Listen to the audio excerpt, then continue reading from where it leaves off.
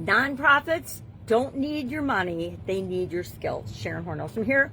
Welcome to day 191 of our Supersize You annual challenge. Today we're going to talk about contribution, but contributing to things using our skills are actually much more valuable resources to anyone is if we share how we do things, how we learn things, how we actually complete a task that makes the life of the nonprofit or the life of other people that the nonprofit serves better, easier, less stressful, etc. So I am pulling up my soap bars and leaving them on my lap to remind me to talk about the soap framework today. We talked about it, we started it a few days ago.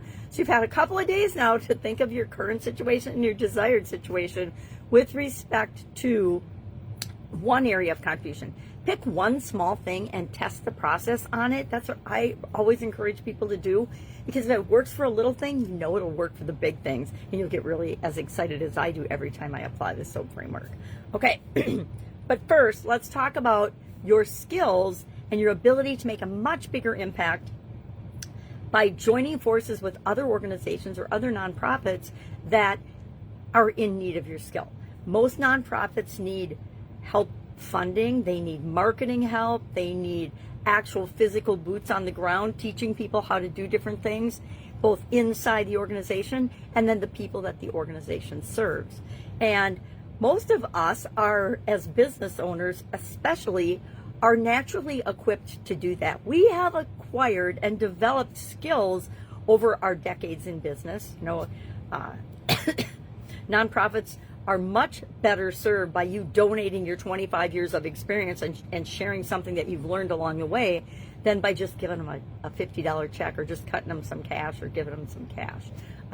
I will admit I've done both. I've worked with SCORE, which is an organization that helps business people or people that want to start a business get started, and done a lot of things like that over the course of my long career and business ownership experience. So today, I challenge you to think about what is one skill that a nonprofit organization or your church, everything falls into it, right? Your churches, your places of worship, your spirituality, your ideal customers may have a nonprofit that they naturally support. And guess what? You helping out with that nonprofit with your skills is an incredibly powerful way to hop in and get in front of those people with your expertise, so that when they're looking for something and help in an area, especially in the area you're helping the nonprofit out with, because you're demonstrating it right in front of their eyes, that is one of the fastest, best ways to reach your ideal clients, through service, right? Through doing pro bono work for an organization, you get how many ever people are in that organization's times the impact of what you're doing, versus if you're just helping people one-on-one with coaching or consulting or things like that. So today I challenge you to find one organization and contact it this week. I'm not going to say today, it's Friday, but I would say today, just send off a mail saying, hey, is there any service that or skill that I have that you could use in your organization right now? Who's going to say no to that, right? If you're offering it for pro bono, meaning free, why would they say no? They'd only say no if they think that you're somehow not authentic and you're not really wanting to help and donate your time and energy. So that's what we're doing today. Now, let's hop into the SOAP framework before I forget. O in our SOAP framework stands for options. I like to remind myself every single day, and I like to remind you as well, we actually have infinite possibilities. There are infinite ways we can go from where we are to where we want to be in any area and aspect of our life, and contribution is no exception to that. It applies to everything. So how do we start filling that gap? That's the question we're going to ask ourselves today, and then we're going to grab a piece of paper, and we are going to, I didn't pull out a brainstorming thing, but I say let's do the 10-3-1 strategy, where we brainstorm at least 10 possible ways to begin to fill that gap. We're not necessarily going to take one action and go from where we are to where we want to be exactly.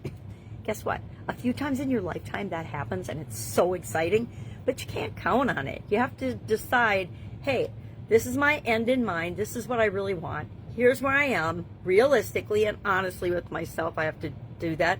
Sometimes I got to tap myself on the shoulder and say, hey, Sharon, what the heck are you thinking? Why are you here? Get out of here. Get back to where you belong. Anybody else? Or just me? All right. So today, I want you to brainstorm a list of at least 10 possible ways to start filling that gap. And then I want you to circle your favorite 3. The 3 you're most likely to take action on. Because tomorrow, guess what? Heads up, we're going to take action on it. We're going to do the thing that we say we're going to do. Shocker. All right. That's it. If I can help you in any way, if you need help brainstorming options, if you need a strategy or a tool to brainstorm, I've got a plethora of them. A plethora is a whole lot.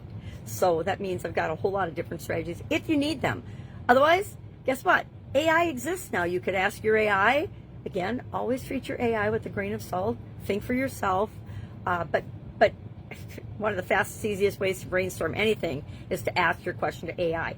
AI, what skills and abilities do I have? Or Chat or Claude or all the other ones I don't even know their names of. Ask, what, based on what you know about me, and if you've never used it, you're going to be like me, not get much. But if you've used it a lot, like I'm going to over the weekend because I have to train it with my voice, you can get a lot of answers. I think I asked it, give me 100 examples of something, and it were some of them repetitive? Yes. Were some of them bullshit? Yes. But that's my job, is to discern and think for myself as the human using the tool. All right, I digress. If I can help you anyway, reach out and ask. Just ask. Otherwise, have an awesome day. And I'll, of course, be with you tomorrow.